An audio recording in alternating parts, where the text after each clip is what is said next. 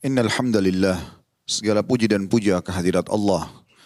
Nahmaduhu wa nasta'inuhu wa nastaghfiruh. Hanya kepadanya kita memuji, meminta pertolongan serta bertaubat dari dosa-dosa kita. Wa na'udzu billahi min syururi anfusina. Dan hanya kepada Allah pula kita meminta agar dijauhkan dari keburukan-keburukan diri kita. Wa min sayyiati a'malina, dan dari segala dosa yang pernah kita lakukan. May yahdihillahu fala mudhillalah. Barang siapa yang telah Allah berikan petunjuk maka tidak akan pernah sesat selamanya. Wa may yudlilhu fala hadiyalah. Dan barang siapa yang telah Allah sesatkan maka tidak akan mendapatkan petunjuk selamanya. Asyhadu an la ilaha illallah wahdahu la syarikalah wa asyhadu anna Muhammadan abduhu wa rasuluh. Saya bersaksi tiada Tuhan yang berhak disembah kecuali Allah dan Muhammad benar-benar hamba juga utusannya.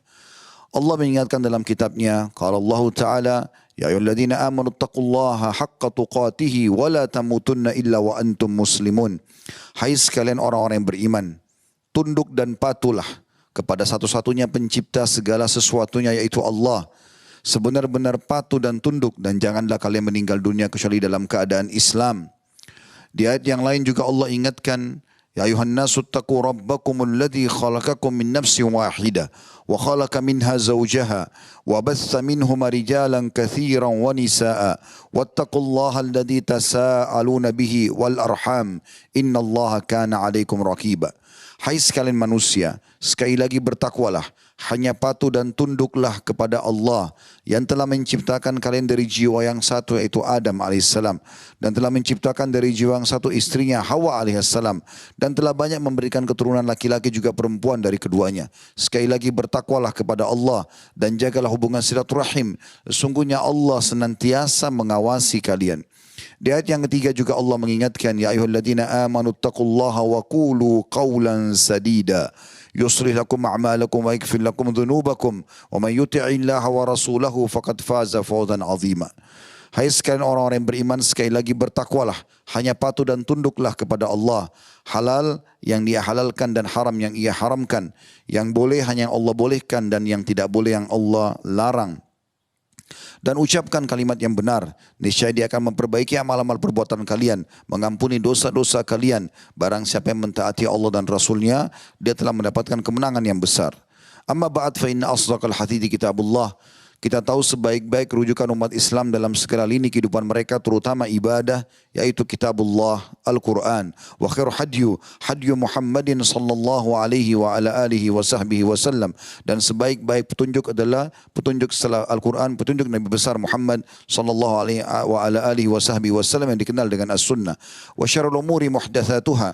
Dan seburuk-buruk perbuatan terutama dalam ibadah yang tidak punya rujukan wahyu Al-Quran dan sunnah. Fa inna kulla muhdatsin bid'ah. Semua ibadah yang tidak punya rujukan wahyu dikenal dengan perbuatan baru dalam agama, inna bid'atin dhalalah, dan perbuatan baru itu akan membawa pelakunya pada kesesatan, dan dalam final kesesatan akan membawa pelakunya ke dalam api neraka. Saudaraku seiman rahimani wa rahimakumullah. Ada satu surah dalam Al-Quran yang sangat pendek dan seluruh umat Islam bisa kita bahasakan seperti itu, menghafalnya. Hanya saja sedikit di antara kita yang merenungi makna dan kandungan pesan Allah dalam surah tersebut, yaitu surah Al-Asr. Bagaimana di sini Allah Subhanahu wa taala menekankan sekali agar setiap muslim secara khusus dan umumnya manusia tidak menyia-nyiakan waktunya. Dan bagaimana selama hidup di dunia ini dia harus memaksimalkan waktu yang sudah Allah berikan kepadanya, tepatnya umurnya, lalu kemudian terinci dalam bentuk hari, bulan, jam, detik dan seterusnya. Jadi judul khutbah Jumat kita insyaAllah pada kesempatan ini adalah maksimalkan waktumu hai muslim. Allah berfirman, a'udzubillahi minasyaitonirrajim wal 'asr. Demi masa atau demi waktu.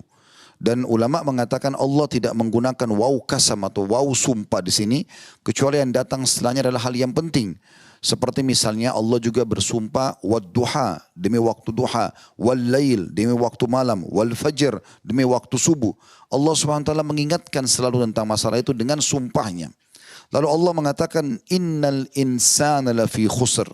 Banyak sekali manusia dalam keadaan rugi. Maksudnya menyia-nyiakan waktunya.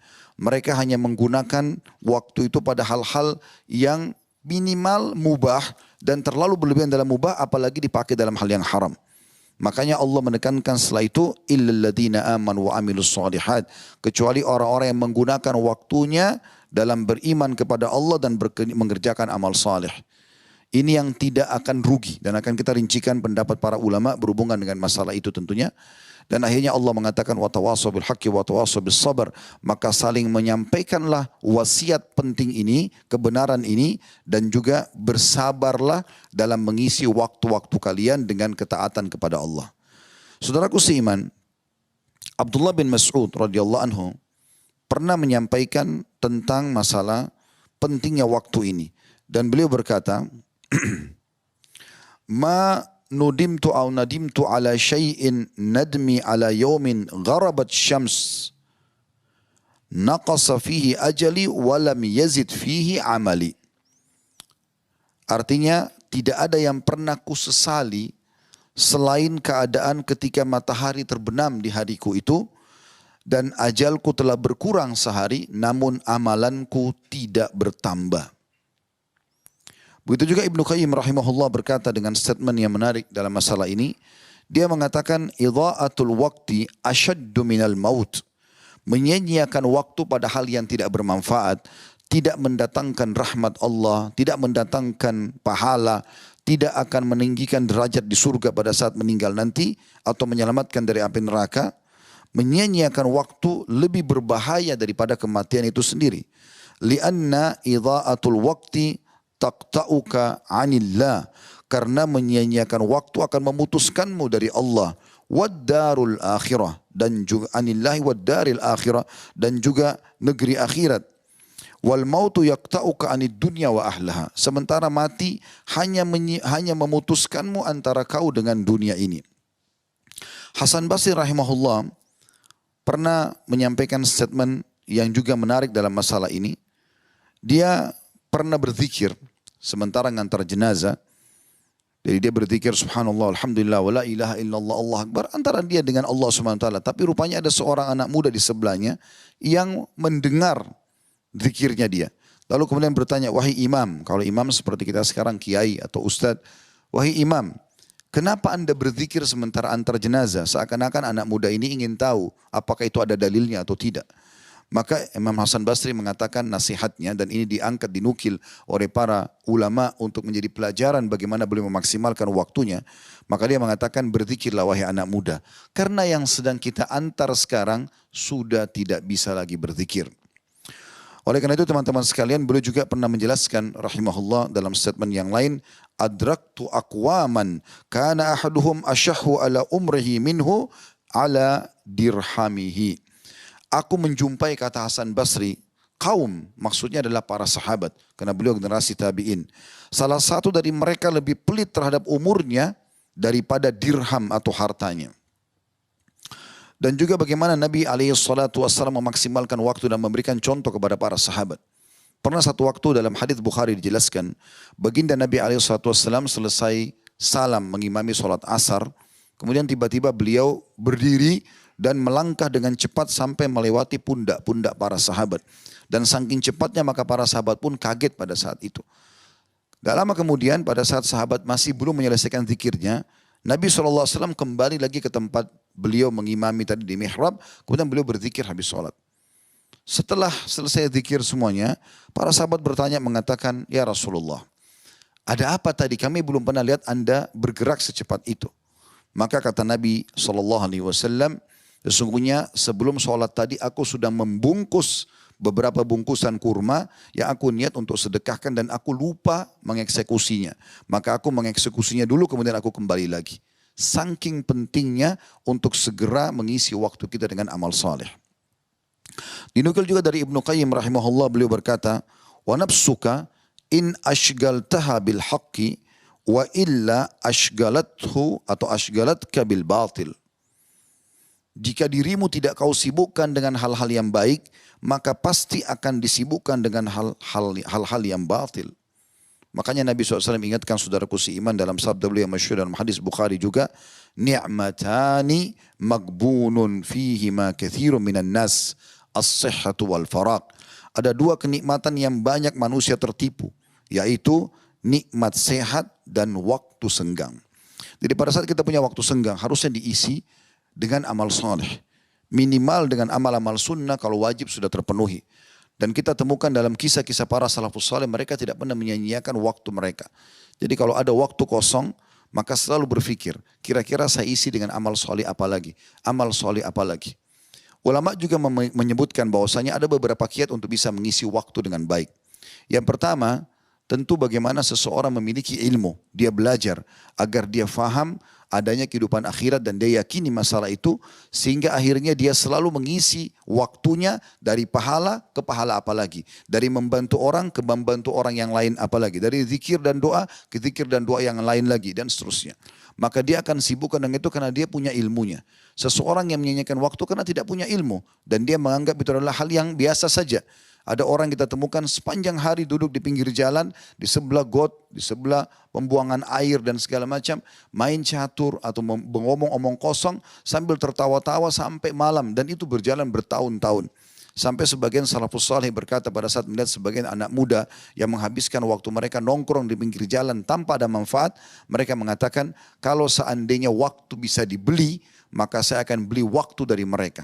Karena waktu itu tidak bisa ditambah, umur orang sudah ditentukan. Kalau seandainya ada orang sengaja menyanyikan waktunya dan dia bisa jual, maka para salafus saleh ingin membeli waktu mereka itu agar bisa menambah umurnya dan bisa dipakai untuk beramal saleh. Oleh karena itu teman-teman sekalian, apa yang kita sampaikan ini adalah sebuah wasiat sederhana. Bagaimana kita menyibukkan diri dengan amal saleh, sibukkan diri dengan keimanan, selalu bertanya kebaikan, setelah itu kebaikan apa lagi, ya, dan pendekatan diri kepada Allah, pendekatan diri kepada Allah apa lagi, menjauhkan diri dari maksiat, menjauhkan diri ke maksiat yang lain lagi dan seterusnya. Bahkan ulama mengatakan pada hal-hal yang mubah pun itu seharusnya seseorang menghindari kalau sampai berlebihan. Pernah ada seseorang pulang dari pasar bertemu dengan Umar bin Khattab di jalan, kemudian orang itu memegang daging. Maka kata Umar radhiyallahu anhu bertanya pada orang tersebut, "Kau dari mana?" Dia mengatakan dari pasar. "Apa yang kau lakukan?" Dia bilang, "Saya beli daging." "Kenapa kau beli?" "Karena saya lagi pengen makan daging." Wasiat Umar ini hanya dipahami bagi orang yang memiliki ilmu. Maka Umar mengatakan setelah itu ini sebagai wasiatnya, "Apakah semua yang kau inginkan kau beli?" Artinya masa waktumu kau habiskan hanya sekedar memenuhi keinginanmu semuanya. Nah, di sini ada wasiat yang penting tentang masalah waktu. Artinya boleh kau makan daging, tapi jangan sampai hanya sibuk dengan itu saja. Ada orang sibuk dengan kuliner misalnya dari pagi sampai malam. Bahkan saya pernah temukan ada sebagian orang bercerita dengan bangganya kalau dia hanya untuk mengejar sebuah kuliner dia harus pergi keluar kota, bahkan keluar negeri dan pulang pergi hanya karena ingin menikmati makanan tersebut. Ini membuang-buang waktu pada hal yang sia-sia. Padahal baginda Nabi SAW mengatakan, cukuplah wahai anak Adam engkau memakan makanan yang bisa membuat tulang belakangmu berdiri. Artinya yang termudahkan. Bahkan kalau makanan pun dihidangkan depan mata kita, Nabi SAW wasiatkan kepada Salamah, anak dari istri beliau Ummu Salamah, ya gulam, wa kul mimma yalik. Setelah beliau wasiatkan harus baca basmalah pakai tangan kanan, beliau mengatakan dan makan apa yang dihidangkan di hadapanmu. Karena juga ini dihitung seakan-akan membuang-buang waktu. Saya pernah menghadiri sebuah majelis Syekh Abdul Razak Hafidahullah di Masjid Nabawi di Madinah. Kemudian beliau membahas pada saat itu tentang hikmah kenapa kita kalau keluar dari kamar mandi dengan kaki kanan atau dari WC kita membaca gufranak, pengampunanmu wahai Tuhanku. Padahal bisa saja orang di kamar mandi sedang tidak berbuat dosa. Mungkin memang maaf dia buang air kecil atau buang air besar. Ada hajatnya. Tapi kenapa kita membaca gufranak? Maka beliau menukil mengatakan, para salafus saleh mengatakan karena dianggap bagian daripada butuh pengampunan dari Allah karena pada saat orang duduk di WC dan tidak bisa berzikir kepada Allah. Hanya karena pada saat di WC tidak bisa berzikir dianggap pada waktu yang sia-sia sehingga akhirnya dianggap itu adalah harus memohon ampun kepada Allah Subhanahu wa taala. Sebagian salafus saleh mereka kalau masuk di kamar mandi di zaman dulu, dinukil kisah-kisah dari mereka, mereka menyuruh anaknya untuk duduk di depan kamar mandi di satu ruangan dan membaca sebuah kitab dengan mengeraskan suara. Agar dia mendengarkan apa yang sedang bisa diambil manfaat padahal mereka sedang di kamar mandi. Bukan mereka yang membacanya, tapi orang lain yang membacanya. Supaya supaya waktunya terisi dengan hal-hal yang bermanfaat. Dan tentu kalau kita ingin bahas ini teman-teman sekalian akan sangat panjang sekali. Intinya kita ambil wasiat Allah Subhanahu wa taala dalam surah Al-Asr, bagaimana kita jangan nanti rugi dan menyesal. Dalam pepatah bahasa Arab dikatakan laita syababu yaudu yauman. Coba seandainya masa muda bisa kembali sehari saja, tidak akan pernah bisa terulang. Ada sebuah kejadian sebagai penutup dalam khutbah kita, saya merasa sendiri menyesal dan sampai hari ini mungkin akan terus saya sesali kenapa saya sempat menunda sebuah amal soleh dikarenakan hanya karena amal soleh yang lain, tapi syaitan bisa masuk di situ. Suatu waktu di Jakarta Selatan sini di Kampung Melayu saya ada pengajian, kemudian selesai pengajian pas azan duhur waktu itu. Saya keluar dari majelis taklim, kemudian ada seorang ibu kelihatan dari penampilannya bajunya kotor, gendong bayi, memberikan isyarat minta bantuan. Saya sudah niat ingin membantu sebenarnya. Hanya saja waktu itu pikiran saya berkecamuk antara bantu atau nanti saya ketinggalan sholat. Karena saya ingin mengejar sholat di saf awal waktu itu, takut ketinggalan takbiratul ihram pertama dan seterusnya. Sebagaimana kita sudah tahu keutamaannya. Maka pada saat itu saya mengatakan, Bu nanti ya setelah sholat. Kemudian saya pergi sholat, setelah sholat dia duhur, saya pulang. Subhanallah ibu itu sudah tidak ada di tempatnya. Saya naik ke mobil, kemudian saya keliling di sekitar pengajian itu 3 kali atau 5 kali saya keliling tidak temukan ibu yang sama. Waktu itu saya jadikan sebagai bahan muhasabah. Apa susahnya dan berapa waktu yang dibutuhkan hanya mengorek kantong, mengambil uang lalu berikan ibu tersebut. Cuma hitungan detik kemudian saya pergi sholat. Sehingga saya bisa meraih 2 kebaikan. Ini sebuah pelajaran bagaimana kita introspeksi diri kita agar selalu mengisi dengan amal-amal soleh. Dan harus kita sesali waktu-waktu yang kita buang pada hal yang sia-sia. Insya Allah kalau kita sudah biasakan diri kita dengan ini, maka secara otomatis saudaraku seiman, nanti kita akan merasa kalau duduk di depan orang yang omongnya kosong, kita akan tidak akan merasa betah atau kita akan merasa lebih baik kita pindah ke keadaan yang lain. Saya sudah sempat merasakan masalah itu. Kalau duduk dan omongnya sesuatu yang tidak bermanfaat, maka saya merasa gelisah. Rasanya apa manfaat yang bisa saya dapatkan?